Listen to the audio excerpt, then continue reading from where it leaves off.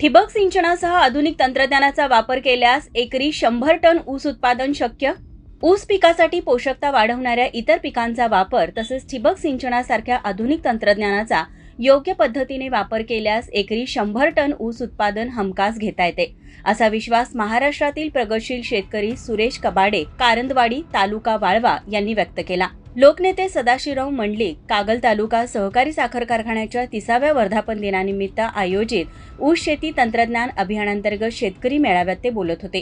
कार्यक्रमाच्या अध्यक्षस्थानी चेअरमन संजय मंडलिक होते.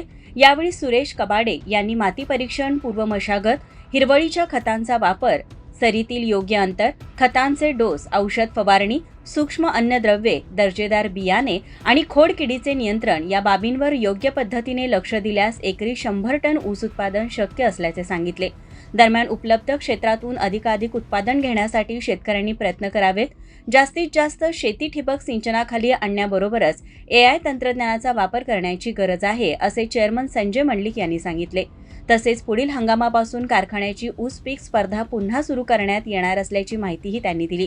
कार्यक्रमाला व्हाईस चेअरमन विश्वास कुराडे, संचालक विजेंद्र मंडलिक, शिवाजीराव इंगळे, प्रकाश पाटील, आनंदराव फराकटे यांच्यासह कारखान्याचे संचालक, पदाधिकारी, अधिकारी आणि शेतकरी उपस्थित होते. स्वागत भगवान पाटील यांनी केले तर प्रास्ताविक NS चौगले यांनी केले. पाहुण्यांची ओळख कोजिमाशी संचालक अविनाश चौगले यांनी करून दिली. शाहू न्यूजसाठी कार्यकारी संपादक सर्जेराव भाट, मुरगुड. अशाच नवनवीन बातम्यांसाठी शाहू न्यूजला सबस्क्राईब करा. धन्यवाद.